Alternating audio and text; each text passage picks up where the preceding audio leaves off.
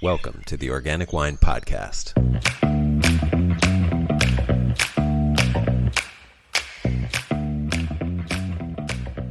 Hello, this is Adam Huss coming to you from Los Angeles in the USA.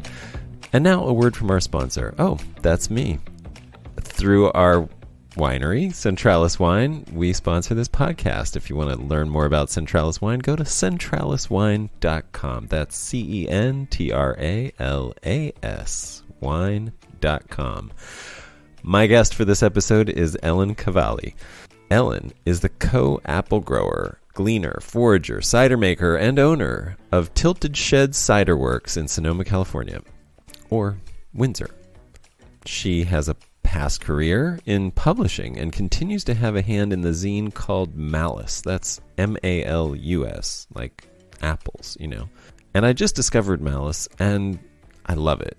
It does in text what I try to do with audio, and I highly recommend checking it out if you haven't already.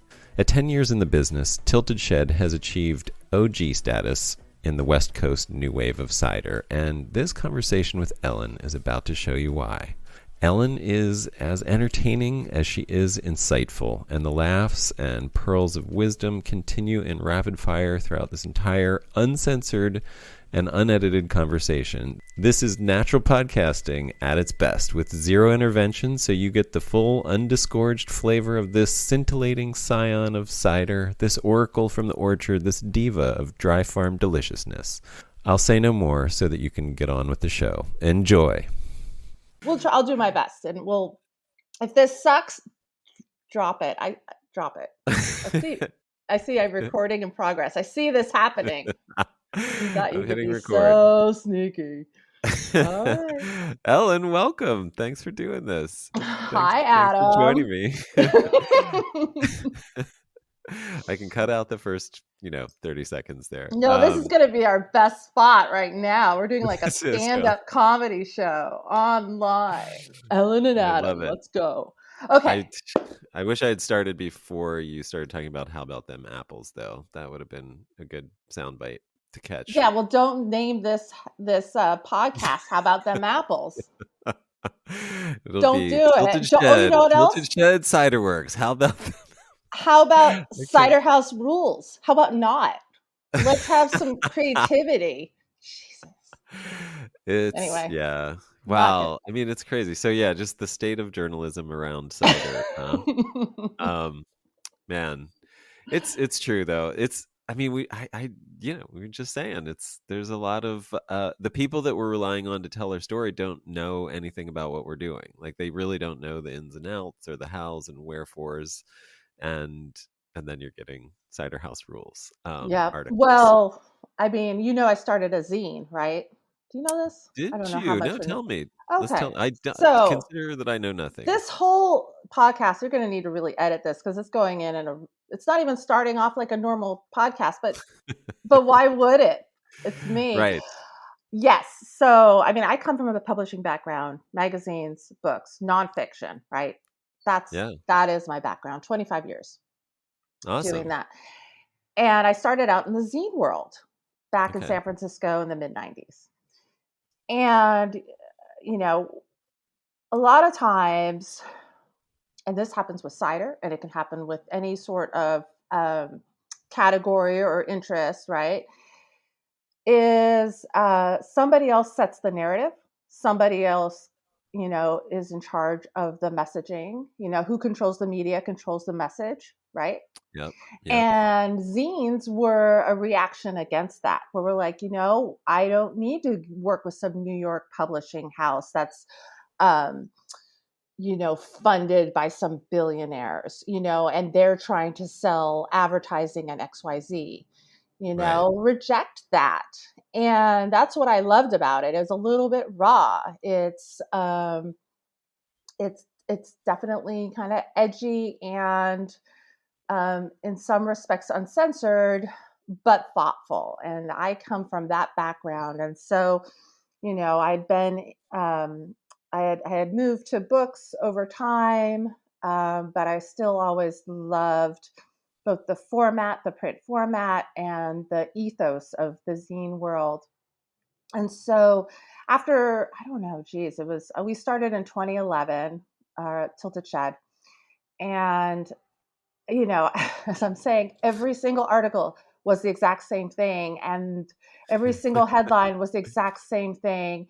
Oh, is it made out of, does it have alcohol? It, God, I know. is it No, always sweet?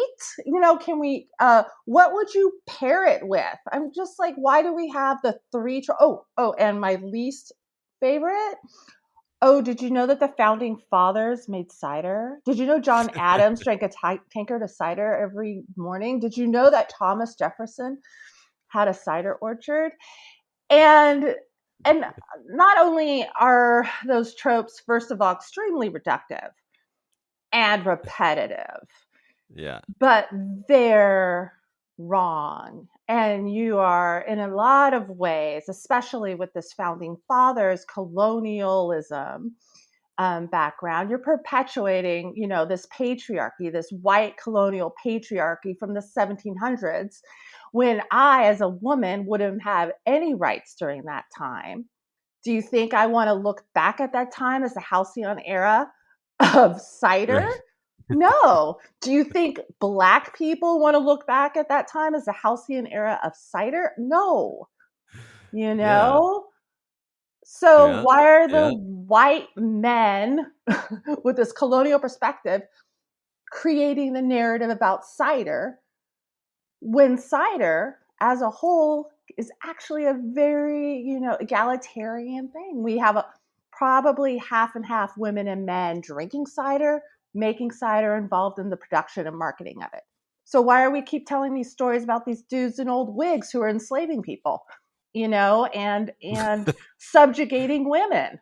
Why? I totally agree. Erasing the natives populations. Why are we doing that? So I just got Yep. really tired of it. And as you can tell, Adam, I still am. Um, Totally. And it's funny, you're not alone. I mean, I'm right there with you, but I didn't have this experience of being a cider maker 10 years ago or even 5 years ago. And I mean, some would argue it's still tough today, but I wouldn't you say that things are getting a bit better in terms of explaining? Like, you don't quite have to explain as much anymore when you're talking about cider, or do you disagree? Do you think it's still just as hard? well, I don't explain. So a lot of that is Right. choice, right? Right. So I can choose to respond to those questions, or I can pretty much ignore them. And I've chosen to ignore them. Or turn it on its head. So as I was saying, I come from the zine background, and that informs Right. a lot about how I approach storytelling, messaging, telling people about truth and about perspectives of different, maybe things that are undervalued, underlooked, underappreciated. So in 2018, I started my own little zine called Malus. It's a print quarterly. It's still out there. And we started doing articles on, like, what? Let's talk about the enslaved people who made Thomas Jefferson cider. Let's talk about women in the cider industry. Let's talk about these issues, Native Americans, and what happened in the land displacement, and that, the cider community was part of that and is trying to, address that, rectify it, and be part of reparations. And I know you talked to Steve at South Hill and got into a little bit about that. Or, Yeah. we talk about wildly different things. Like, let's talk about seedlings, apples, and why we should go into foraging. And let's talk about, regenerative agriculture, and all sorts of topics. And then also just super geeky stuff like, why are red fleshed apples red, and why is that cool? So, it's all over the board. And I think what I'm trying to say is, we have a choice to create the narrative we want as well. So yeah, I can complain Yeah. about it all day long, and I will. But I also am just like, then change it. Then change Yeah. it. So when I get people asking me those questions, I pretty much don't answer it anymore. I go like, no. You know what I mean? I'm not going to, Yeah. I'm not going to go Yeah. back and talk about the history of cider and why they should be respected because it's part of American heritage. I'm not going to do that. I'm going to talk Yeah. about it as it is now.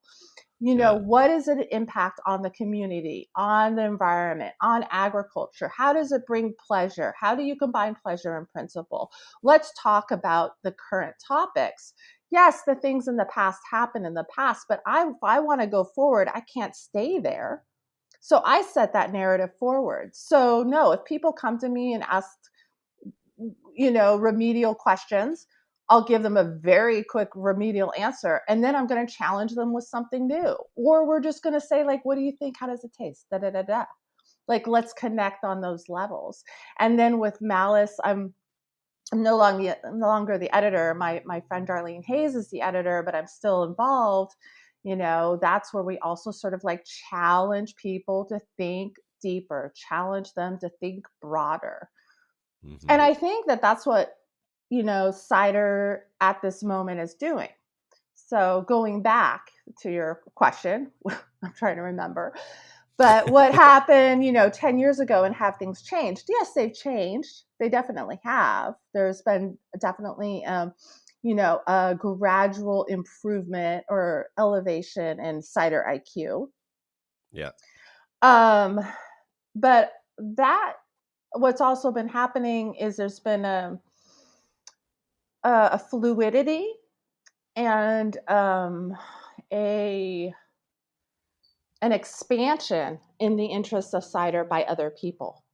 For example, wine people. So, when I started, there was no, how to explain it. It was just like you're either beer or cider or wine. Right. And there were, just a handful of producers in cider, and you're knocking it out, and wine is the enemy and beer is the enemy because we're all fighting over this little tiny shelf space. I mean, for cider, it's just a meager little shelf space, and you're fighting to get recognized by the media beyond apple seasons, because it's always harvest season, and that's the only one time anybody wants to talk about cider. And so, we were just sort of elbowing it out. And then within the cider community, we're elbowing it out and trying to, differentiate ourselves from each other. And what I've been finding over the years is I'm not looking at another alcohol category as my competitor. I'm finding so much crossover and coalescence with other makers that I Right. think it's super liberating and exciting. And they've been adding and enhancing the experience of cider. We do co-ferments as well. We're friends with winemakers, and there's been a lot of overlap and generosity. Yeah. And that's what I think is changing. And that is what I try to hold on to. Right. So I was being interviewed for one of those like a magazine that you're talking about, where it's a very, that no one knows anything about cider, and they just somehow got in touch with me and wanted to talk about it, and they're asking me these like larger issues. And I wasn't going to go and default to like, yes, this cider, semi-dry cider, tastes good with goat cheese. I wasn't going to I wasn't going to lapse into it. I wanted to challenge. I wanted to broaden their horizons and talk about how exciting it is right now. Where we don't have to be dogmatic about it, or we don't have to. So I've been really excited about just the last maybe couple of years seeing cider makers, and us among them, who were very much like, only apples, everything else is inferior. You know what I mean? Because you had to Yeah. be that way. You had to champion apples because no one else was going to. I live in a Yeah. place here where people bulldoze orchards on the regular to plant vineyard. You see these Right. 100-year-old beautiful organic orchards that have been there and have gone through so much. They weather all the droughts, fire, flood, you name it. And then someone comes in, bulldozes it down, and puts it in a vanity Pinot, like another vanity Pinot vineyard. So if I don't champion these apples, who's going to? And if I don't show that they can make something beautiful, who's going to? So there's a very, deep obligation to apples. So for so long, I was the apple person, and I thought I was like, no beer, wine, I know a few winemakers are nice and everything, but that's not where it is. But I feel like my championing of apples, can also come with an expansion of our community. And so there's a lot of natural winemakers here in Northern California, here in Sonoma County, who at first, maybe dabbled in apples because their red grapes were a loss because of smoke taint, right? So that's a real big Yeah. problem, or because they had a loss of crop due to drought. I mean, we're in climate change, anxiety up here. We're dealing with a lot up here. And so you have to be really nimble, and the apples are super resilient. And so they'll dabble in it just as an aside, just like, I better fill something out. And then they start getting excited about it too. They understand why these are beautiful. They understand why they're worth saving, that this is an extraordinary, fruit that can be transformed through the magic of fermentation into something that's beautiful and sublime that wine grapes can't do. Everything has, its own offering. So I've been really excited by why I see that maybe, some good friends of ours are doing, co-ferments. We do co-ferments now. We've been doing them for a few years. And I just think that is where I love to see cider going, where it transcends this like very specific category or shelving or demographic. And it's just really becomes people who love to explore their food shed, explore fruit, explore the dynamism that's here in our agriculture and our terroir, because that applies to everything we do. And that they really want to share the beauty of it with others. And that's where I see cider going, or at least that's the part of cider. And that's the narrative that I'm going with, and a lot of those folks, right? They tend to be a lot of women. They might be younger. They might be queer. They might be Black. You know what I mean? They are coming from all different perspectives. And I think it's because we are all, and I'm an older white woman. Okay. But I'm still coming from a different life experience than maybe, the prototypical, cider maker from 10, 15 years ago that tended to be just a white man. Yeah. And, we're all bringing our different experiences, our different ethos into it. And I think it translates in what we're doing with cider, with co-ferments, and with wine. And that's how we're changing the narrative. I love that. I mean, you've answered questions that I didn't even get a chance to ask yet. Keep going. I'll shut up for a second, Adam. We'll do it. No, that's great. No, I really love everything you said, and I love hearing your perspective on all that as well. I think it's really important to hear that, and to bring it up and discuss it and to put it out there as just, like, I mean, I'm really excited about cider. I'm a huge cider proponent. I don't know if this is a good. I would love your reaction to this, but I've been saying, I don't think cider gets the respect that it should, and so my way of trying to put a little pin in somebody's mind about the kind of respect that I feel like it deserves is to say, like, it's America's champagne, like, and we should think of it that way. But do you think that's too, referential, Euro referential, or do you like that comparison? Well, I do agree with you that cider doesn't get the respect it deserves. I mean, it really is a Rodney Dangerfield situation still. And I have found through the years, especially because I live here in wine country, that if a winemaker starts making cider, then the mainstream media, then the Psalms, then everybody really starts to perk up and notice. And then, what's Tilted Shed? And we're like, dudes, we've been here for 10 years and we've been doing this for a decade. And, you get Arkansas Black and Kingston Black confused. Like, come into, so it would be, and we've started working with grapes the past few years. And of course I drink wine and I have winemaker friends, but it's like, I'm the same way. I'm like, what's Tenturia grape? Because I just found a bunch, you know what I mean? Like, I'm learning all this stuff, and you have to come into it with a certain amount of humility. You do learn a lot by working with a certain fruit year after year after year, by growing it as we do, by working with it. And so, in any case, I feel like a lot of times, yes, cider has not been given. How should I phrase it? Has it not been given the respect it deserves, or has it not earned the respect it deserves? I mean, it's probably both. It's probably both, right? There are it wasn't until, this century, I don't think, that where the Renaissance, I mean, there was just the odd person, and, no, they might have been odd, but I mean, the random person who was doing a true, like, 750 milliliter bottled dry cider in that, in that style. And the rest was this, sort of leftover mass produced dessert apple, like, concentrate, right.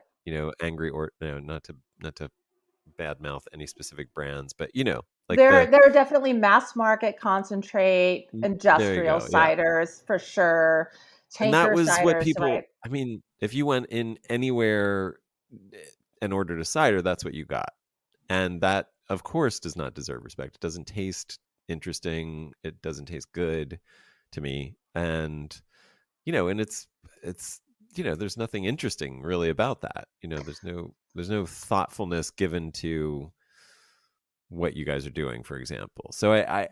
But then on the other hand, and I think it took, that not being the norm. I think it will continue to take that not being the norm, and more production of the type that you are doing to continue to elevate cider. And so I don't know that anybody's coming into this podcast. I'd be shocked if somebody's coming into this episode with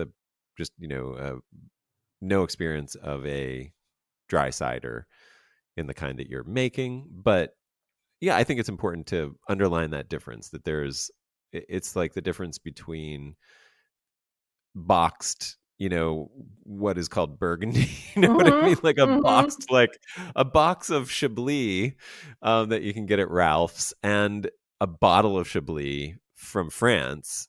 That's the difference between one of these ciders that you would order at a bar. It comes in a little, 12-ounce bottle, versus what you guys are doing, for example. Right. And that's important to underline for anybody that it is. But I always go, but so when that's true, right? That's absolutely true.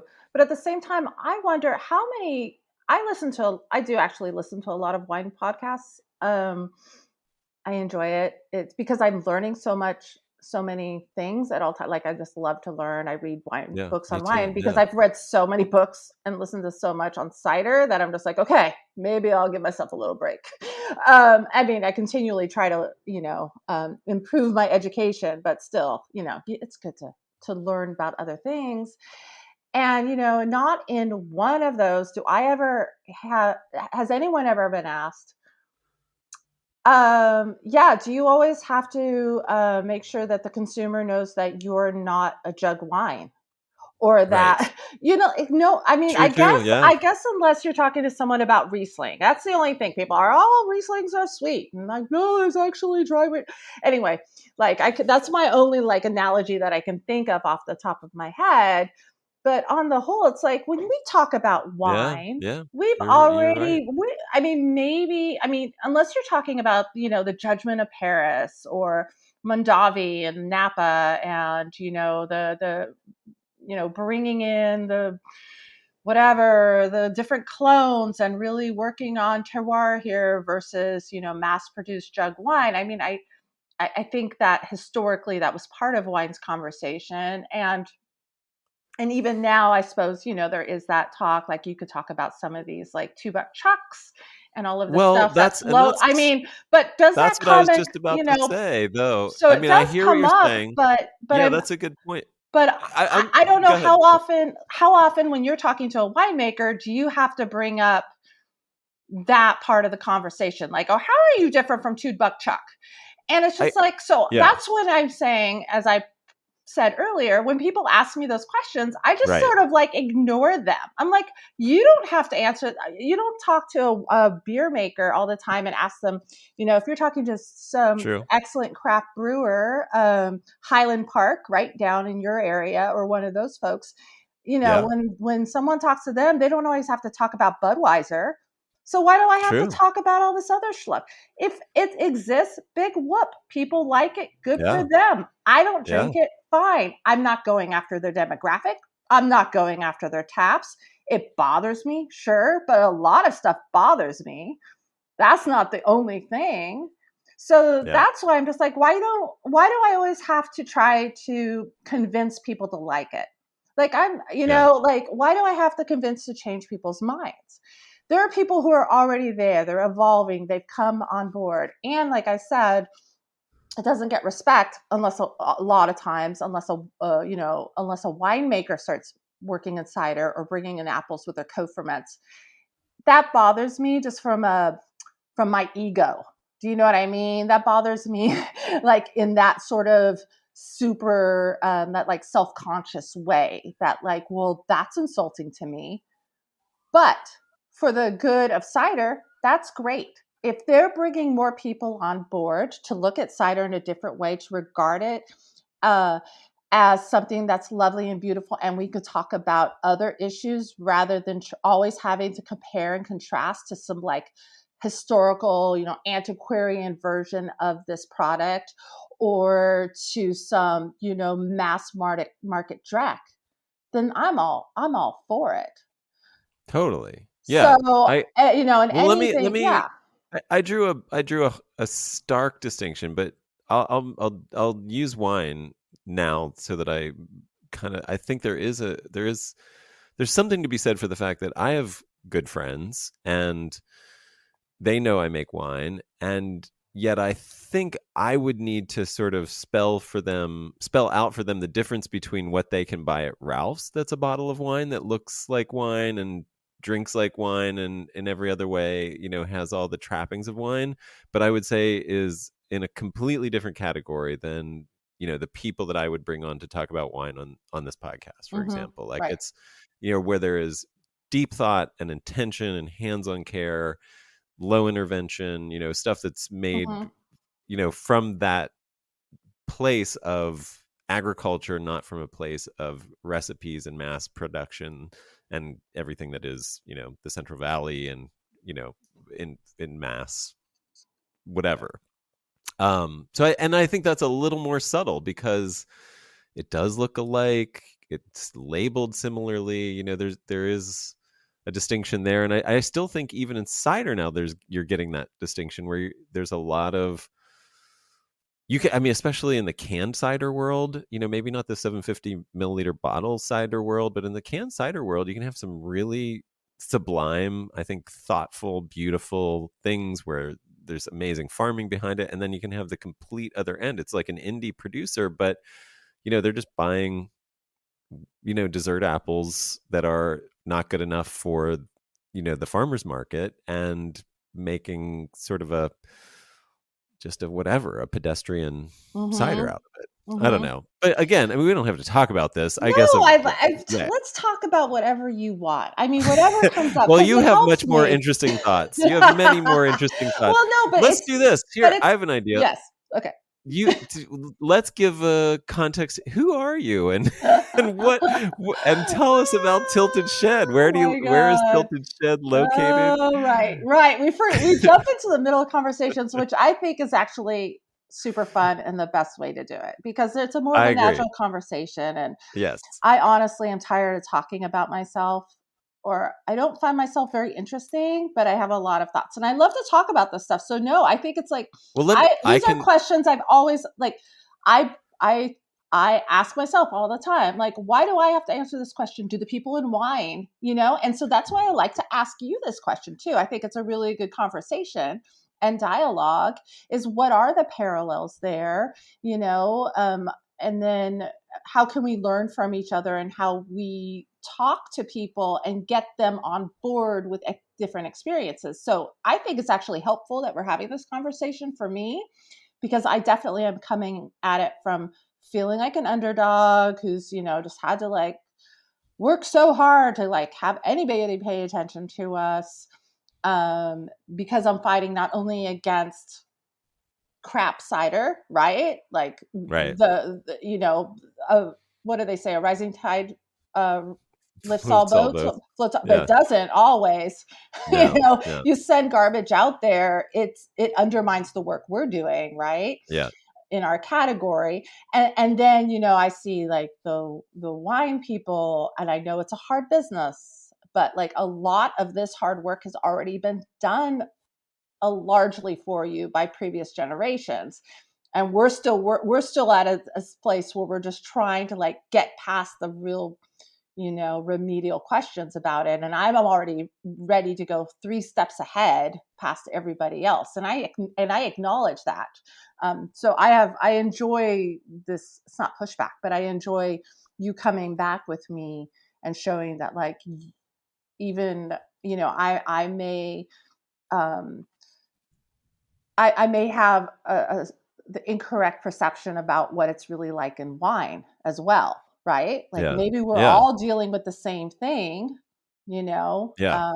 And that's kind of helpful to establish. So I appreciate that. I do. No, it is. I agree. It's good. But no, for real, it's well, I appreciate that as well. I appreciate any discussion that we had. We could probably talk for on many topics. Let me hear, and you're sick of talking about yourself, so I'm just going to do a little. Okay. I mean, Your I name is Ellen can. Cavalli. Yes. Your name is Ellen Cavalli. Yes. You are one of 2 people. The other is your spouse, I believe. Yep. So my husband, Scott Heath. So I can real quickly. So we started Tilted Shed Cider Works. We're in Sonoma County. We started in 2011. You have a little a nice little farm there that you live in. We have a little farm. Yeah, we live in Sebastopol, just outside Sebastopol. We have about 5.5 acres. We have about 100 different varieties of apples and peri pears planted. I have a seedling nursery that I've started. We have chickens, we have sheep, we have a dog, we have cats. We have a little garden. And, it's lovely and beautiful. Here's a random question. I love that. And you make cider and at least 1 or 2 co-ferments. So we make with grapes. Yes, we make so many things. So, okay. Oh my God, we probably make 25 different bottlings, and we do canned cider as well. So we do different formats. And we're one of those people who make really good cider in a can. Just because it's a different package doesn't mean you have to lower your expectations or your quality. That has nothing to do with it. They're just different packages, different ways of accessing the same beautiful stuff. So much lower carbon footprint as well. Like a lot of benefits to cans. Actually. Yeah, right. But you can't do maybe you can, but pet nat, we love to do pet nat, method ancestral. We love to do method traditional, bottle conditioning, those sorts of things to our ciders as well. And those really work and we do disgorging and all of that. So you need to have bottles, and they also have more longevity in terms of the quality assurance. So a canned cider, really 6 to 9 months. But a bottle of cider, a couple of years. So, so there's other benefits, but blah, blah. Okay. But so we could talk about that too. I have a lot of thoughts about a lot of things, Adam. I have a quick random question for you. Yeah. How hard is it to raise and care for sheep? It's not that hard. I mean, they're fine. They're not goats, is what I will say. So they're not goats. They don't get into everything. You can train them to be fenced in. We have baby doll sheep, so they're really tiny. They're plump. They're like walking barrels. They're like, hello. And we've had them. They're almost 10 years old. And yeah, they're pretty easy, We have pasture that we have, say, demarcated for them on our farm, so that we're really into, biodiversity is really important to us. Having wild spaces, having riparian habitats, leaving things alone, letting things reseed, naturalizing, that sort of thing is super important to us as well. So, it's That's neat. not a Yeah. manicured orchard at You all. didn't And you didn't calling just it a plow. You no. didn't just plow bulldoze the whole 6 acres and No, plant it was a trees. complete wasteland here. It had been pasture before with just a few trees and some big, beautiful oaks and other um, wild plum trees and all sorts of things. So it's actually a really lovely little spot. And are the And trees big enough that you're putting the sheep out there that you can do some silvopasture? yeah, we do. We All do. right. Are they Yeah. is it integrated enough that they're taking care of all your sort of eating of the understory, or They do you cannot possibly eat that much. So, what you live in California, so our climate, right? So we right, so have half of the year they're not even half of gonna the get anything. year it's desiccated. I mean, even Right, though we don't till and we try to cover crop and we try to mulch and do all the great things for soil tilth, we have these really dry, like really loamy, sandy, loamy gold ridge soils out here, right. which are great for drainage, but like their organic matter doesn't exist. So you have to add a lot of organic Mm. matter and, trying to get out the invasive grasses and build up good cover crops and all that stuff. It's a lot of work. And we're so stretched thin. I have another job. I have a full-time job as well. And Scott, does all the cider making with our good friend David as our assistant, but like he's bottling everything by hand and all of that. So we're really Yeah. stretched thin and we can't be good farmers. I call us like we're members of the FFA, the Failed Farmers of America. We're not really good. So I don't call us orchardists and I don't even really call us farmers because we suck at it. We could tell you what not Yeah. to do. You know what? But But going it's yeah, but it but but going it back to fits your lifestyle. It's yeah, sustainable in a way. Like, we're a little bit chaotic, we're you're a not little, you're not doing any harm. It sounds like you're actually doing some good by the we're landscape, and doing you're good by doing the what land. fits, for two people to do who have busy lives. And, yeah, I mean, this is I aspire to that. I think that's good to hear, honestly. Like, you don't have to be this committed farmer to sort of farm, right? Like, I mean, do you feel that? Do you feel a pressure? Are you guilt ridden that you're not doing better, or do you like that it fits in your life, and that you've Well, yeah. I mean, yes, I there's wish a we had well, done it better. No, I mean, what you're saying is resonating. That's why I'm sighing because, yeah, I wish we had done better. I mean, let me step back. Like, again, I'm not even talking about our background, and that's fine. But you should know, like, I come from a publishing background. So I was an editor for 25 years, and I'm really good at proofreading and writing and editing, um and we certainly are not um uh unlearned when it comes to agriculture. Like we've been doing we started out with gardening and then we sort of moved into very, very, very small scale farming after that, and we've read all the books and taken all the workshops and I've worked on a farm for a couple of harvest seasons. Um uh so we've done the work, but my background doesn't come from this, and Scott's a master printer of intaglio, so he actually comes from the art world, you know so Italio's etching, so fine art etchings, so he can edition these right, beautiful prints, and he's worked with amazing artists. um but this was sort of something that because we were, you know so disconnected from the earth, really. Like, I could make you a book and Scott could edition you a beautiful print, but like, could we make our own food? I don't know. We were living in New York when we right, got together, and we just kind of missed having that connection. And so we started learning how to grow our own food and learning how to ferment our food. And we even grew wheat and learned we threshed it by hand and then milled it by hand and made our own made bread. sourdough with it. Yeah, like Yay, we I got love that. we got there. We were those people, right? Right. We're giving away scobies all the time. We had kombucha all over the house. We had beer bubbling in one area and melomel in another. And so that all comes from just sort of like really wanting to reconnect to these lost Yeah. skills, to learning how to grow food, drink, learning how to prepare it. And it really relates to having a better connection to the earth and caring about the earth more, right? Yeah. So my point about all this ramble is that, yes, You even stopped though growing weed. we've no,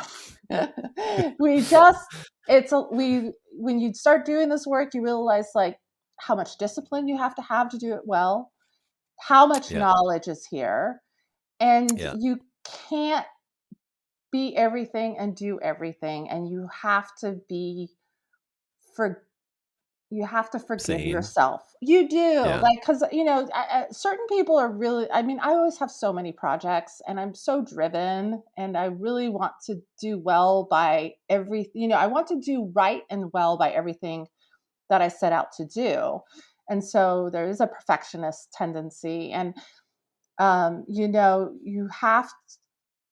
I I have learned, it's been a real learning process, but I have learned to accept that things aren't going to go well, or you make mistakes and learn from them, or you don't always have to be good at something. And it's Yeah. okay to say that. Yeah.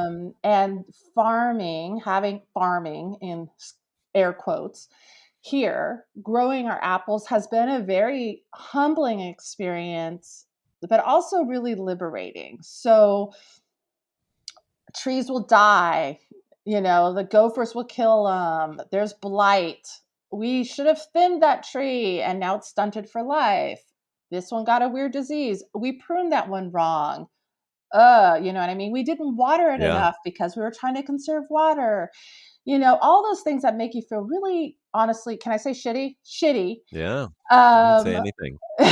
things that make you feel shitty about yourself, that you failed. I'm just like, no, in what world was I supposed to know all of this? You know what I mean? I think the worst thing is to come at it without that humility and say, I know everything. It's like going into cider. If I started, when I started cider, I felt like, oh, I know everything about apples. I do not know everything about apples. The longer I do this, I know the difference between Arkansas Black and Kingston Black. And I do know a lot about apples and a lot about cider.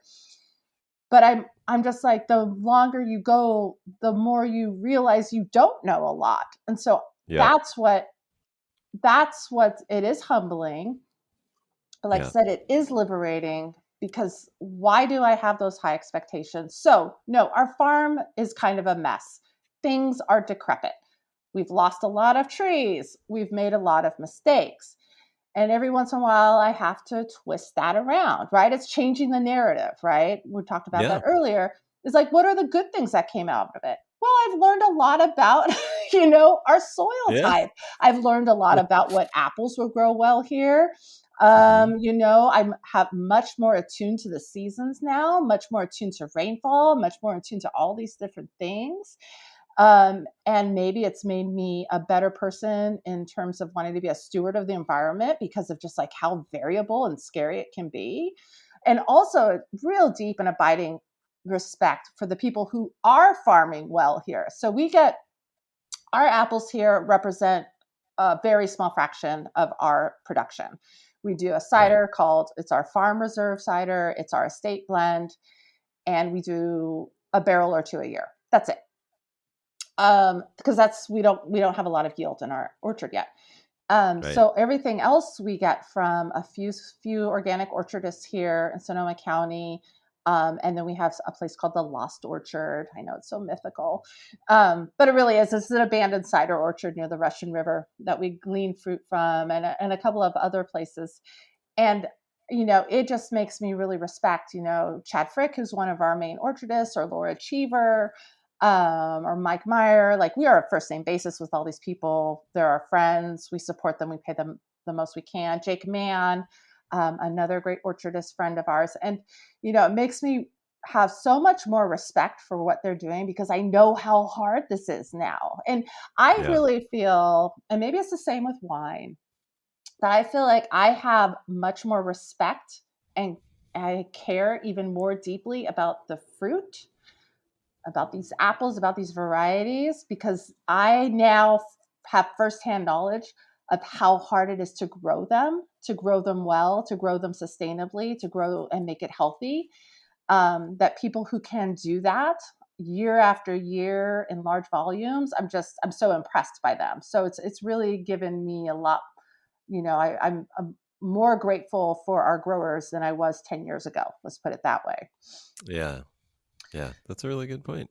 And let's talk about some of those orchards. It sounds like you're using a lot of dry farmed orchards. Is that correct? Yes, absolutely. So dry. And these So are pretty well established. I'm sure, like with, I think the thing, I want to put this out. I'm going to do a podcast on dry farming, but uh-huh. I think people people hear, that, oh, you're making, like, you're using all dry farmed vineyards or orchards or whatever, and it's like, oh, that's so wonderful, and it is such a great story, and it is wonderful for the environment that we can do that, even here in, drought ridden California.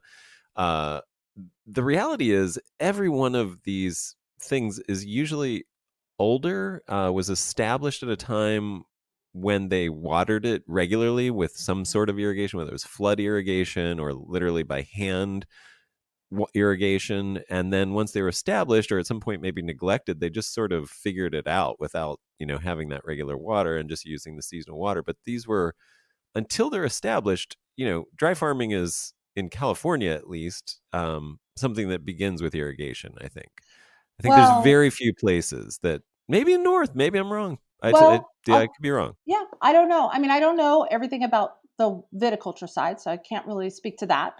But for the apple growing side or orchards, I guess first of all, does everybody know what dry farming is? So I guess two things. Does everybody know what dry farming is? So let's put a pin on that because we might need to actually like define that. And then two, but right now I'll answer your question specifically about like cultivating something for dry farming because I don't want to get off track. I'm really working hard Yes, on concision and staying focused, Adam. It's tough for you're me. doing Oh a my great job. God, so tough. Anyway, Making my so job easy. I don't know. Good luck with editing. So yes, we source almost exclusively from old orchards. All of them are Hmm. organic, certified organic. Hmm. Um, and that's a requirement for us. It's very important to us that we The only work with certification or the farming? the farming practices are, and then Yeah. all of our orchardists do go through with certification. Now, here at home, we also follow organic practices, but like I don't have to prove anything to myself. And I am only making a couple barrels a year, and Yeah. but it, following organic practice is very important to me. If someone didn't have the certification, that's fine. But a lot of times that certification sure helps those growers because they really can command a much higher price point on the open market. We can't buy everybody's fruit, but if they are certified organic, they have better opportunities, maybe selling to other processors, selling direct, to restaurants or selling to or markets and things like that. So certification, you could talk to an orchardist on why and why not they would go with this, but it does help them in the long run because they can command a higher price with certification here in Sonoma County than without it. So it does Yeah. behoove a grower to do that work. Yeah. And for us, though, we already pay top prices. We really, if we want to see orchards in attacked here, we know we have to pay a price. And we know that they're competing against high-end wine, which can command 2, 3, 4 times as much per ton as they can get with apples. And so we want to do our best to keep them, in agriculture intact. And the way to do that is to pay them the most money we can. So that's a side Yeah. part. But going back to the orchards, so yes. So most of the orchards out here and the ones that we source from are at least 50 years old. Yeah. And they were planted to seedling rootstock. So rootstock, I mean, let's get a little nerdy, right? So rootstock is super important when you're deciding to grow grapes or you're deciding to grow apples as well. And I know with grapes, you're looking for phylloxera resistant. So you would probably, choose American, whatever rootstocks or different types of rootstocks for that or for um, different capabilities and characteristics. And for apples, it's the same thing. So they would be planting to what were called standard size rootstock or even seedling rootstock. And essentially that means that those rootstocks can dig in much deeper through the soil, have a greater drip line, longer tap roots, meaning they can withstand the pressures of drought much better. So when they're planted, right. back in the day, they'd probably be driving around on their tractor with, buckets of water and dropping it, pouring it by hand onto these new orchards as they're being established. But it wouldn't take a whole lot for them to then be established. And then once they are, then they generally can weather anything. And that's been the case. So, we have orchards that are 50, 100 years old here and are still producing, and they get no supplemental water, even in times of droughts as we've had here, even with these like sandy, loamy, gold-rich soils. Somehow those trees are able to hang in there. And so, as I say, they're still standing. Yeah. So, but like our orchard here, when we started it, we put it to semi-dwarf rootstock. The reason for that is because we wanted to do denser planting, so closer together, because they're smaller trees, and they fruit earlier, 4 to 7 years rather than 7 to 10 years. And we're like, dude, we need these apples. But they're not really. So we do drip irrigation, and I got to tell you, through these last couple of droughts, I've been feeling like the couple of years, feel like we're always in drought, right? Unless it's flooded, like in 2019, that I'm just like, ugh, should I be watering a crop that's only going to be like, it's only uses for alcohol? Like there is kind of an ethical question there. And it's something I wrestle with. And that's why our orchard isn't so great, guys. I mean, because like, we don't water it enough, because I don't, so if we were to do it again, ideally, if we could have afforded it, we would have bought an established old orchard, right? A standard orchard. We would have top worked, which means grafted onto those existing trees, the different varieties that we want to work with, and then not do any supplemental irrigation. And, this is a real cause for concern right now with the increasing volatility in our weather, with the greater extremes of our droughts.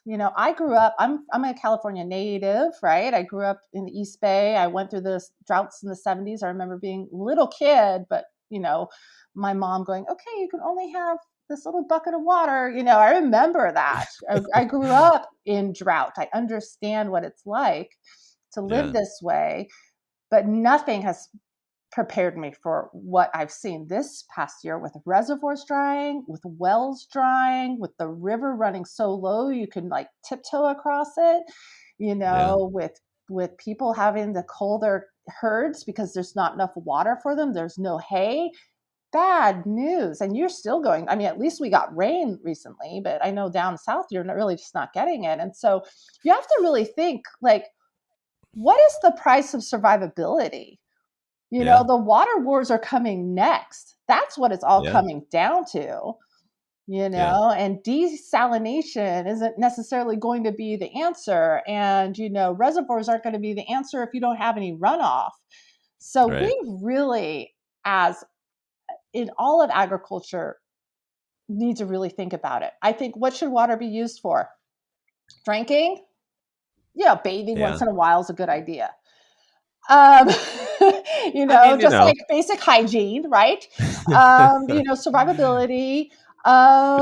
Food is super important. I believe the water should be used for food. I believe the food should be grown close by to you rather than trucked in from out of state or out of country. So I belong to a CSA, and that's where I get my vegetables. I believe that even if we're in a water scarce situation, if I've got that water, it should be going to food, and that food should be feeding people, and that food should be accessible. And that's what I do in my day job. I work for an organization called Farm Trails. So that's what the water should be used for. But should it be used for alcohol?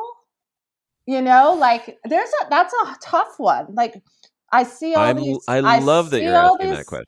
I see all these vineyards out here, and there are people's Yes. wells that have gone dry. They don't have water. There's curtailments, but we're still watering vineyards. And then I water Yeah. my orchard and I'm like, why am I doing this? And part of it's like, Yeah. well, there's a lot of talk about like, well, if it's properly maintained, the vineyards and the irrigation system on drip is actually using only this amount of water, and people are being very mindful about it because they want they everybody, we're all in the same sinking boat. It's not even sinking, it can't sink when there's no water.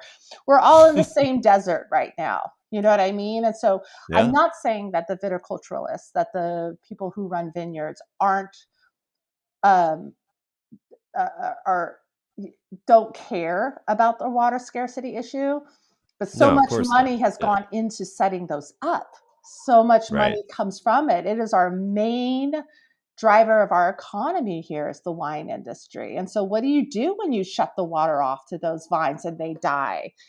Yeah. Sorry, there's a chicken in my house. Sorry, you Oh, might well, hear that's all the right. background.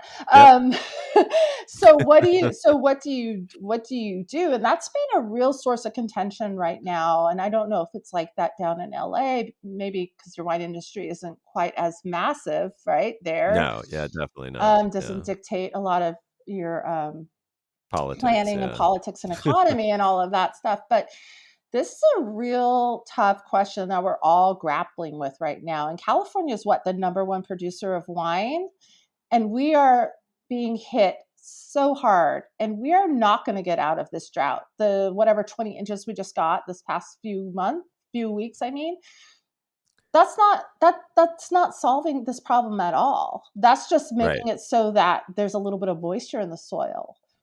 Yeah. I don't Yep. know if we get out of this. I mean, this is what we're living with now. Is we're going to have 18 inches a year, and then we're going to have 60. It's going to flood, and then it's going to be fire, and that's what we're living with. And so we have to say, okay, what is the appropriate use for our water, and how can we now, with that, whatever choice we make now, how do we make it so that we are not contributing to the problem?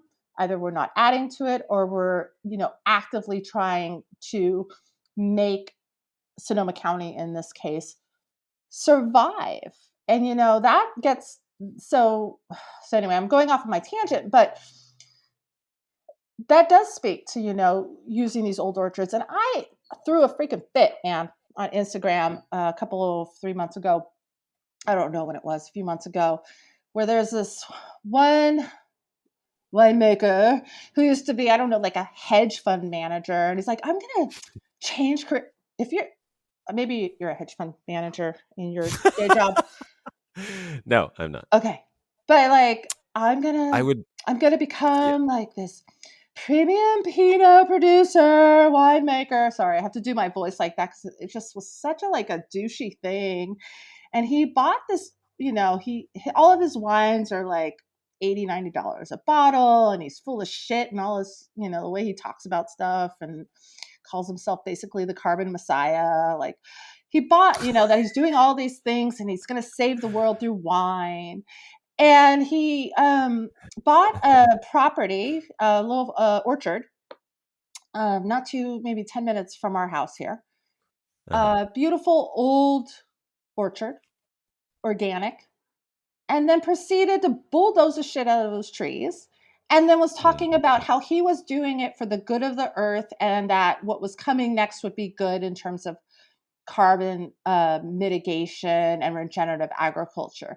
And I just lost it, because how do you justify bulldozing an orchard that's been there 50, 60, 70, 80 years, that is actively capturing carbon, that requires no supplemental irrigation, that hasn't had any chemical sort of negative, needs, that Yep. produces food for people and drink, right? So here's the thing. The good thing about all these orchards out here is they can feed a kid. They're not going to drink alcohol, right? They're not going to drink Right. unfermented cider, but you can feed a kid who's hungry with these Yeah. apples, right? You could feed families with it. You can process it and have your applesauce. You can dry it. It's multi-purpose. These trees are feeding people. They're not just there for alcohol, and we can say that alcohol, while it seems pretty important to my life, that's a luxury. Okay. That's a leisure item. That's something that we don't absolutely need to have, but people need to eat, and these orchards are producing it, and they're giving all the time, and they're not taking anything from us. They're only giving. They're Right. not taking water. They're not putting in this poisons. They're taking in, the They're giving CO2 and giving oxygen. Yeah. oxygen. They're Yeah. giving food. They're giving stability to the landscape They and the are. soil. Yeah.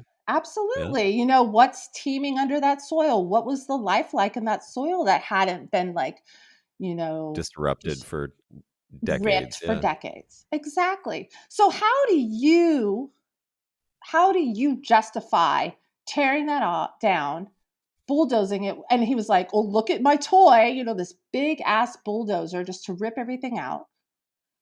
That's fossil Yeah. fuel intensive. How do you justify that and call yourself, doing The green? How do carbon you do this?" messiah. We call them the carbon messiah. And how do you justify that? And then Yeah. what you put in vines that are going to require how much water right now in the middle Yeah. of To this severe establish drought them. to Yeah. establish them. Yeah. And on And all the ongoing. I while, mean, talking about how this was good for the earth, and he is a steward of the earth. insane. And no, that's not it. So so you can try to greenwash all you want, but the Yeah. facts are the facts. That is a Well, let's. destructive, it's a destructive agricultural practice, and we need to stop that. Yeah. And we Well, need to keep the things that are intact. And if you want to plant new vines, that's fine. But you do that so they don't need so much water, that they can weather climate, all the climate emergencies we go through, and that you're responsible about that, and you leave wildlife, and you work towards soil health. There's people doing really good work. I don't want to just like harp on this guy, but he represents the worst of it, and that's the ones that are yeah. getting rewarded with these $80-$90 bottles of cider. And he was in Wine Enthusiast magazine and all this stuff. They're the ones who are being lauded, but they're not the ones actually doing good work. Yeah. There are people doing good work. I'll hook you up with some of those people. You should interview them. But um, that's how I feel about I orchards have, and I have, grapes and and water. I think I am interviewing one right now. um, no, that's great. No, yeah. I mean, down here, I think a really good example of that is like the Wonderful Company, who bought Justin and Paso Robles and does, Fiji water and palm, the palm thing, whatever. They basically, I don't know. It's a terrible company. It's like a corporate run thing that Oh, I do sort know of. who you're talking about. Yeah. Yeah, it does. When I say terrible, I mean, look, what do I know about them? But I know some of the practices. They basically bulldozed, virgin oak forest in Paso Robles. Oh They were the my God. and they sort of did it sneakily because they bought all this acreage, and then it was like somebody Yeah. didn't. It wasn't even discovered until somebody flew over with their plane and Oh saw like all this cleared God. land, and basically they are the cause of Paso Robles now having ordinances that prevent people from clearing more than, I forget, whatever percentage of your land of the natural trees that are Right. there when you But buy a new property. but what's the problem It was here? So even if they violated the law, which I'm sure they knew they were going to, that they I did. don't think there was a law at that time. Well, That's I the see problem. there's some. They violated the natural law. So there are some companies that have done the same thing out here, and Yeah, they build that into the cost of doing business. They're well yeah, capitalized, and they yeah, get they get a fine for $25,000. Do you think they care? No, they don't yeah. care. So they bulldoze a riparian zone and pay the fine after going through the courts and making the county fight them on it. So a lot of that stuff. I mean, that's we have it's a huge problem even out here. It has been. There's a lot of ordinances that have gone into place to try to prevent that, and that's great. But a lot of these companies, because they're so well funded, they build that into the cost of doing business. They don't care about the fines. What's not going to happen is that they're It's not like their business license is going to be revoked. It's not like they're going to be like, nope, you have to shut down. You don't get to do business. They still get to do business. Yeah. Nestle still gets to take water out of the ground and resell it. I mean, like, all these companies get to be really extractive and still allowed to continue doing their work. They don't get shut down. So, if you really want to teach a lesson to people, you don't let them do it. And then if they do it, then you shut them down. You don't give them a Right. $10,000 fine or say you're bad. Give them a little sticker on their window saying naughty.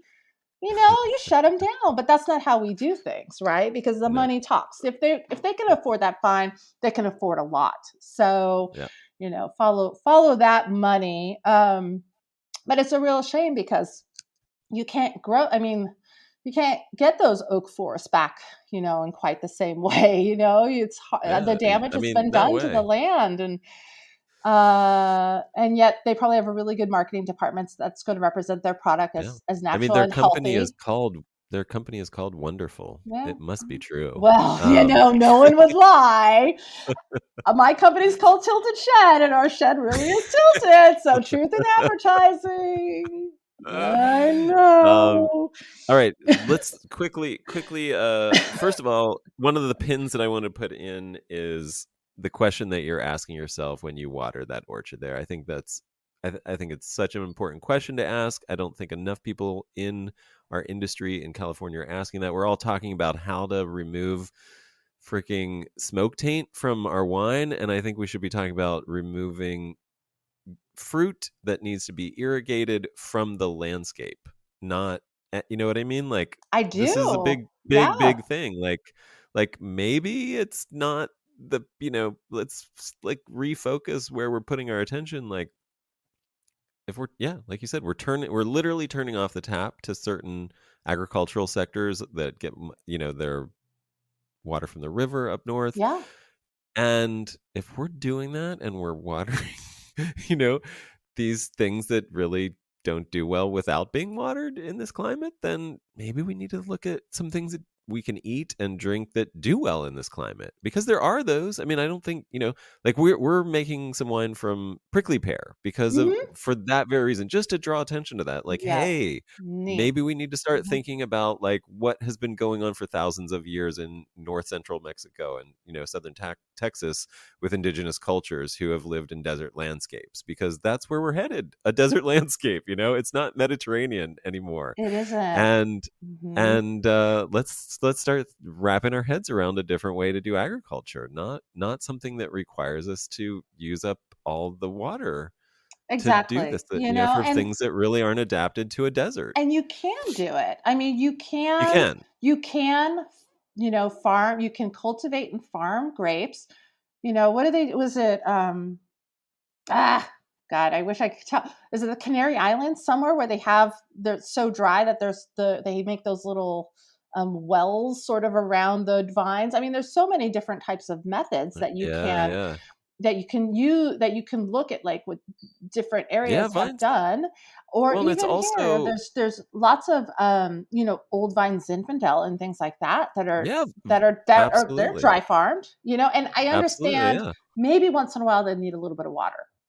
right. Maybe, okay, we're in a real crisis, they need a little bit of water. That's fine. No. You know what I mean? That's fine a little bit, but like when it's an IV drip, it can't survive without it, then we got problems. And I was Well, and driving, that's yeah. maybe sorry, that just to put a caveat on what I had said about different fruits. I mean, maybe we use the same fruits, but we don't have the same yield expectations anymore. Like, maybe it's not a 3 tons per acre scenario anymore. Maybe it's a half ton per acre Yeah, scenario. well, I mean, but again, California, this is number Right. I one mean, wine region in the US, and this is a main driver of our economy. And so this all, I think it's not just like, should vineyards, or in our case, there's, you know, uh, non-standard orchards be irrigated because they're used for alcohol. It's not just that question, right. but it's also, what are we building our economies on? What are we building our communities on? And a lot of times, again,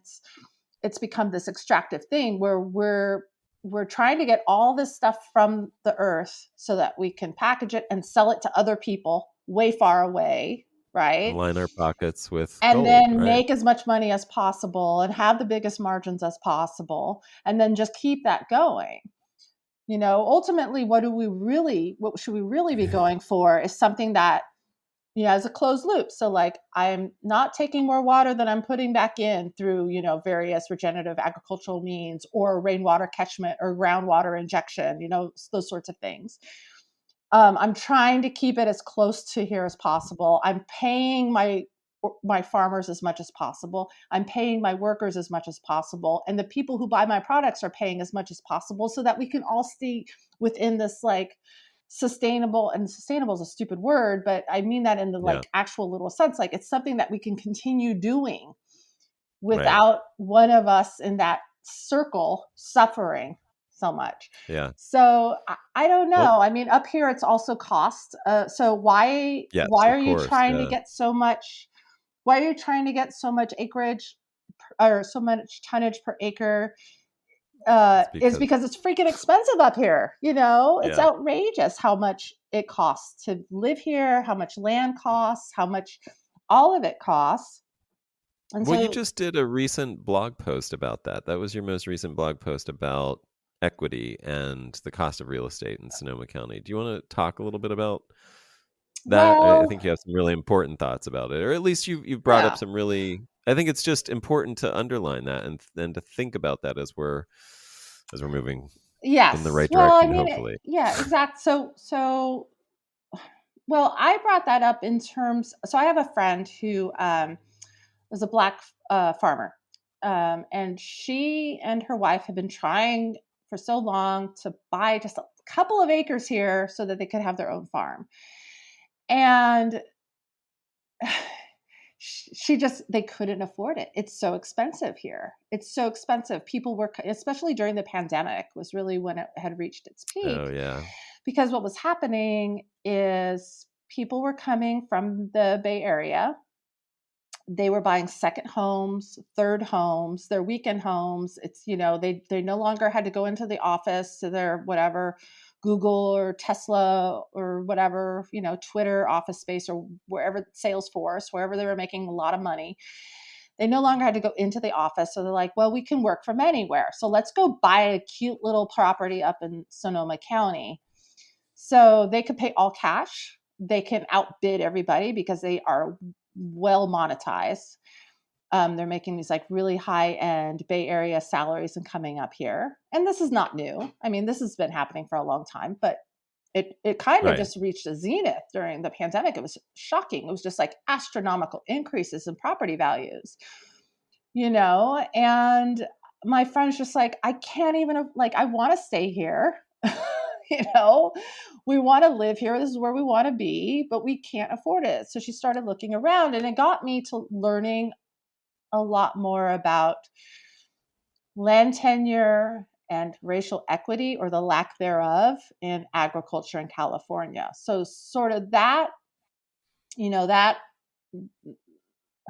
what she was going through just really crystallized a lot of the problems I see here. And one is a lot of, and myself included, generational wealth, right? So the people who can afford anything here generally have some generational wealth. What do we mean by that? It means that your parents or your grandparents, had property, had money, they owned real estate, and they were able to take that and convert it to more real estate or to more money.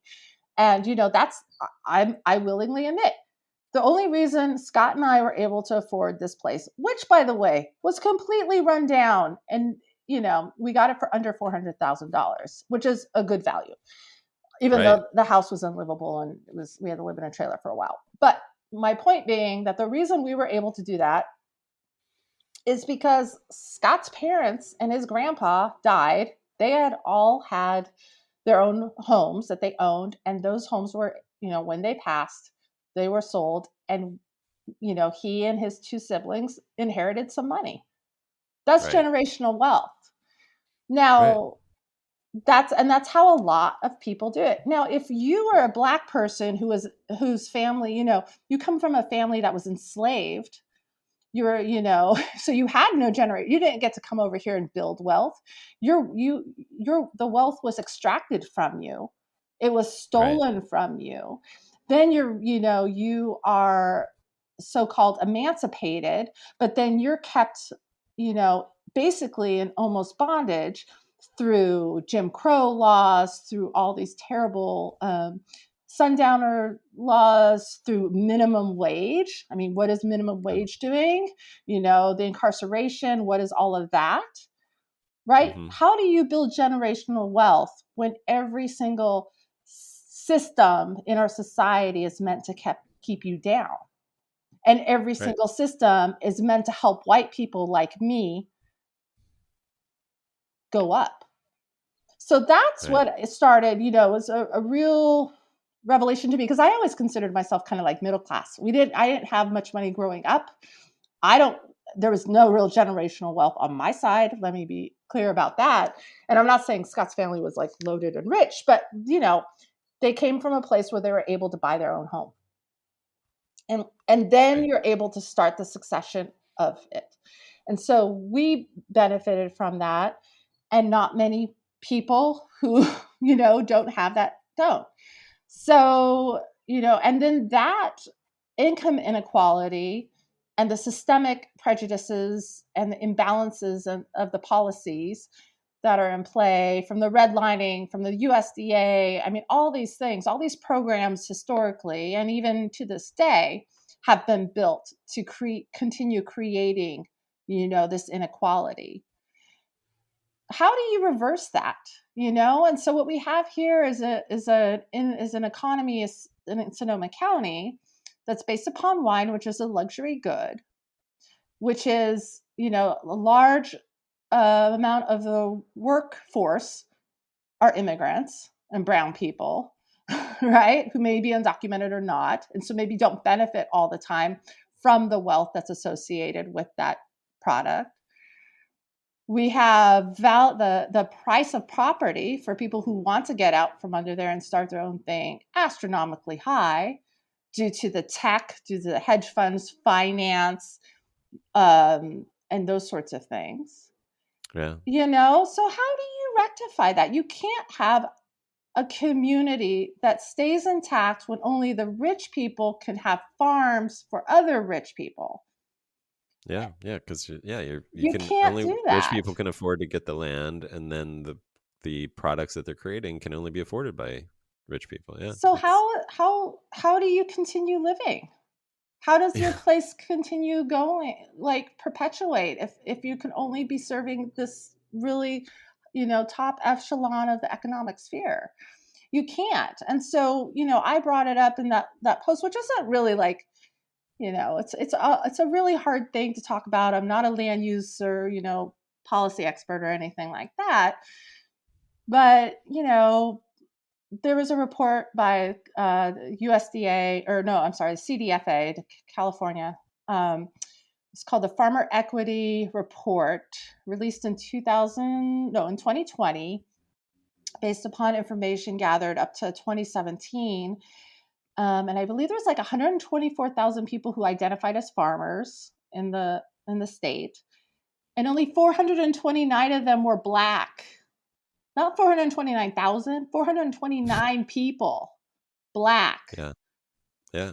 That's 0.3% of the farmers. And so, maybe we talk about reparations. You know what I mean? Like, maybe we talk about repatriation for the indigenous peoples. Maybe we really make that part of our land use policy.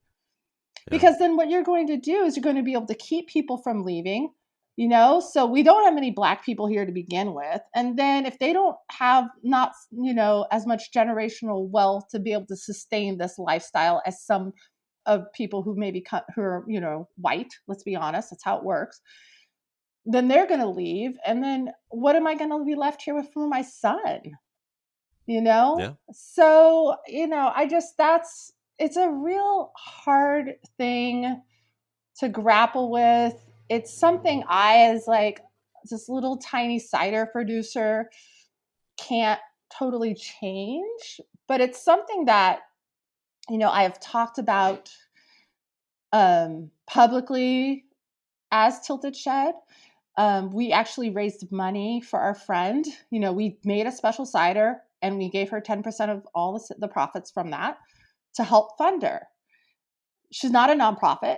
She's just a person who I believe deserved to have a farm, because I wanted to have her, I wanted to keep her here. And how can we do it? She ended up moving to Georgia. She couldn't afford it here. So, so we lost, now we have 428 Black people here. So, I think, I guess this sort of goes into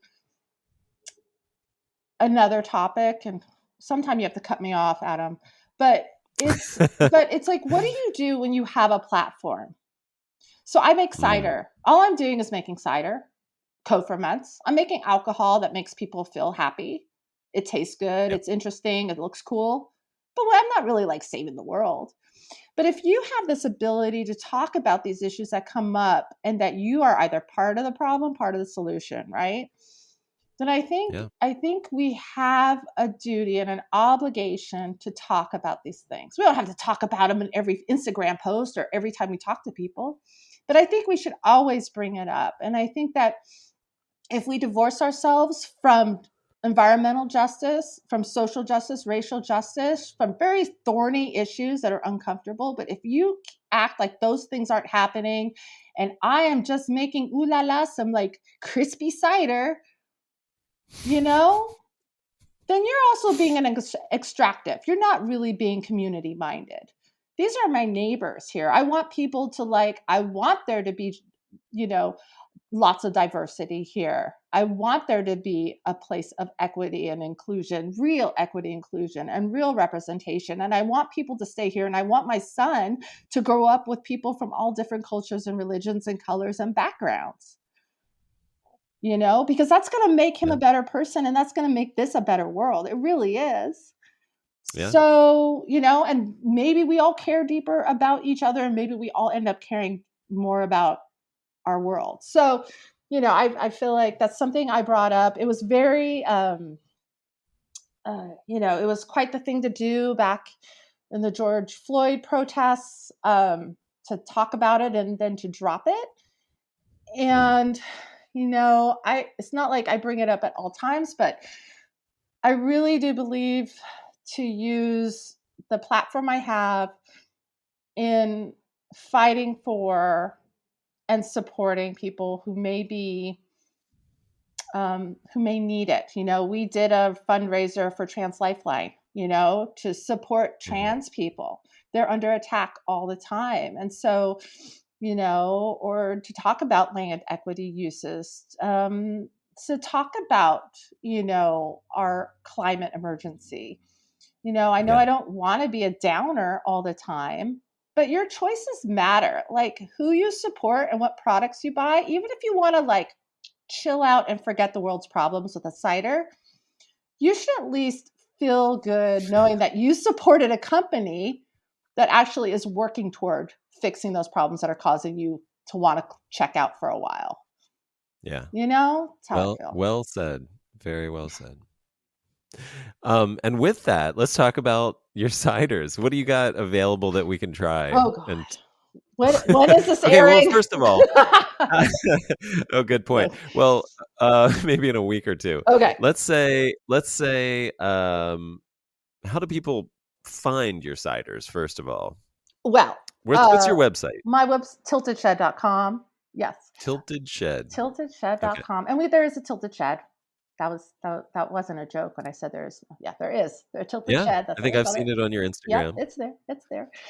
And my Instagram's where I'm mostly so I run that account, and that's where I'm the most active. So follow me there. Okay. We can. What's that? At what? Just Tilted Shed. It's perfect. Pretty easy. Nice. Our ciders. So we do ciders and co-ferments. We release stuff 3 or 4 times a year. We do up to 25 different bottlings. I'm waiting on the labels, and they're arriving any day now for our winter release, and that's going to be some cool stuff.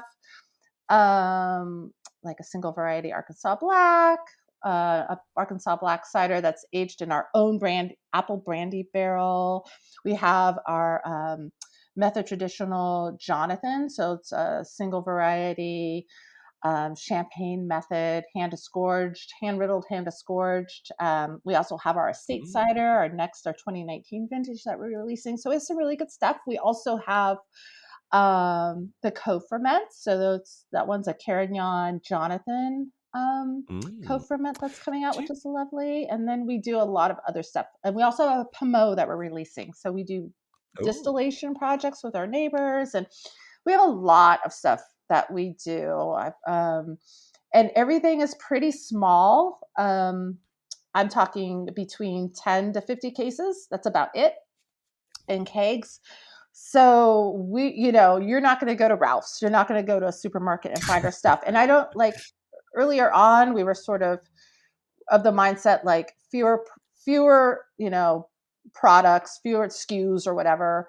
And, try to make more of it and try to really get out in distribution. And we've gone through a few distribution partnerships and nothing worked out for us because we're just not cut out for that kind of life, like that kind of demographic or anything like that. Nor am I you hear me talking now. Imagine me going to an account. I'm not very good at schmoozing. I'm terrible at it. So you don't want me out there anyway. Let me ask you a quick ignorant question. Okay. What's the difference between Pommeau and apple brandy? Oh, I would love to answer that question. So Pommeau is made with apple brandy. So what you do is you take, and it originated, or it's most famous in France, in Normandy. Is it like port? Is it like where you arrest the fermentation by adding kind of, yeah. Brandy? So it's usually the formula is 1/3 brandy, or in France you use Calvados, and then you blend in fresh pressed juice, so about 2/3 of that, and then you age it in barrel, and it's delicious. And it has amazing. It's super rich. It'll usually about 18% ABV. So yes, so the alcohol arrests fermentation. There's no fermentation, right? So, it has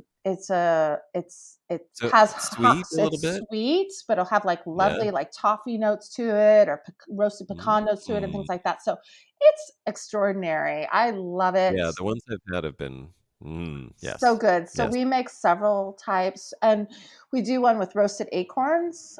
So we leach the acorns, crack them, roast them, then infuse it in the brandy over it, and then take that infused brandy and then blend it in with juice. We do a Lost Orchard Pommeau, which is using this abandoned cider orchard and using a lot of the bitter, sweet and bitter sharp apples that goes into it. So it's very sweet, but it has some substance. It's very much. It's very complex still, even so. Lovely. Even it being sweet, we do.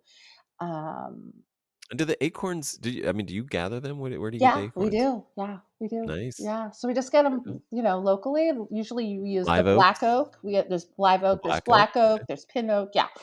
I think this last time we used black oak. So we do that. We also do a pink peppercorn Pommeau. So we don't do a whole lot of. I usually don't like to add botanicals to our ciders because. One of my favorite ciders is Wixon, and it, if you just, it's delicious out of hand. It's a delicious little crabapple, a lot of lemon meringue notes. And when it ferments out, it retains that, but it has some nice, really sort of wild herbal qualities too. And I'm just if I added, rosemary to it, or I don't know, some botanical to it, the fact is it's unnecessary because a lot of these apples, when they ferment, they already have a lot of those notes to it. So I hate to mess with it. But when we do our Pommeau projects, I think it's actually really lovely to do some botanicals with it because you're using it in the base of the brandy, right? And so that brandy, that distillate, that alcohol, that spirit kind of, it's a lot of really interesting amari and things like that. Those botanicals really make it sing. So we like to use the botanicals in our Pommeau. So we do that. And, I have a special little project.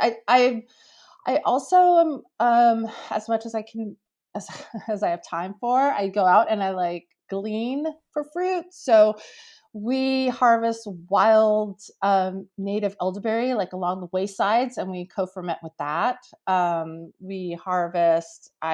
harvest a lot of wild grapes as well, and I co-ferment with that. I call that my Mm. viniferal. That's Everything, lovely. yeah. And so Did you trademark that one? it's I noticed trademark some of your now. nice. Yes, Yeah. well, I mean, just by usage, I know trademark law a Yeah. little bit. I mean, I noticed you guys have some trademarks on some of your more Yeah, well, clever. those get a little bit trademarking. Naming is such a Yeah. hard thing. Yeah. But we also love, like you're talking about, like the prickly pear. There are wild native elderberries out here and they're exquisite, and that's super cool. We leave a lot for the Yeah. birds. I used to apprentice or study with an herbalist, and so I know a little bit about herbalism and wild crafting and the way you don't take all from nature, right? You leave it for the birds, you leave Right. it for the critters. I take my little part, I leave the rest for you. So there's always responsible foraging that goes on, but I'm always looking for Right. like little seedling apples that are popping up, or weird, seedling pears on somebody's property, and they're like, "Do you want them?" I'm like, "Yeah, I'll be right over and I'll get them." Weird little crab apples in an industrial area, all that sort of stuff. So I love to go in and sort of glean for foraged or feral fruit, and work with that, because I think of ourselves as kind of food shed ferments. So as you were saying, these things are growing here. They're doing well.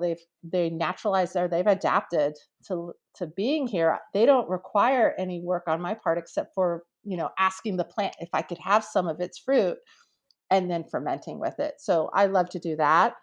Um, but yeah, we release probably like 25 different bottlings as well as can ciders and co-ferments for the year. So at any given time, you're going to find something different and new. And then as far as finding it outside of our cidery or off of our, not on our online store or in our club, which is actually full.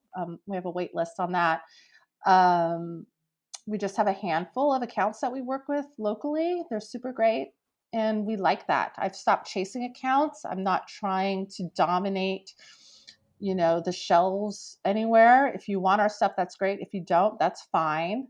Um, like we really Yeah. are mostly direct to consumer. And so we were really shockingly I well love that. situated during the pandemic when everybody, all these bars and restaurants and places had to When you have a close. We were like, you that's have a fine, just get it from us. and people can come and taste on Saturdays, is that right? At Yeah, the cidery. we've started opening on Friday afternoons too. So it's at our cidery. We are Oh, in a warehouse district, and so it's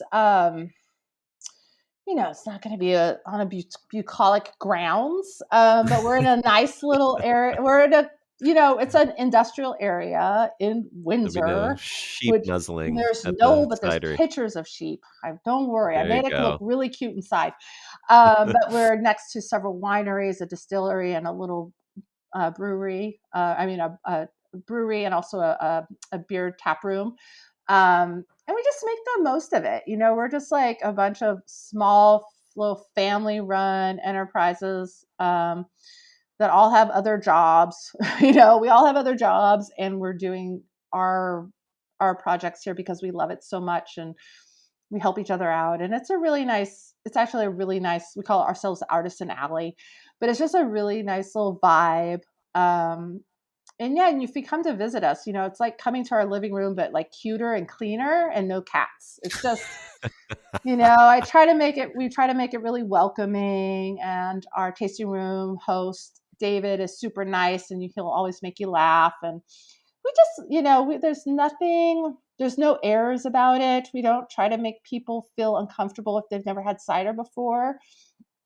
Um, or if you know a lot about cider, we're willing to geek out with you, but like we just want you to have fun, have a good time, learn a few things, maybe walk off with a few bottles, share them with somebody else, have them come and hang out with you next time, and make it a real convivial place. So yeah, we welcome everybody to Love it. come. It's good. Oh, and I we're love it. dog Well, friendly and all that stuff. Kid great. friendly, yeah. Perfect. I love that. I love kid friendly too. More. We should mix kids and alcohol more often. That's the only way I got through my early parenthood. Are you kidding? Oh my God. I mean that in the best way. I hope. Thank you so much, Ellen. I really appreciate this. It's been really just a treat to talk to you, and you're such a great spokesperson for so many great ideas. We should wrap this up, but I can't say thank you enough for being willing to do this. Oh, And well, thank you too. It was really real fun. And everybody missed our earlier conversations about chickens and cats and pets and all that stuff. And, that was fun too. But yeah, it's been a real pleasure. And I appreciate you giving me time and space to talk.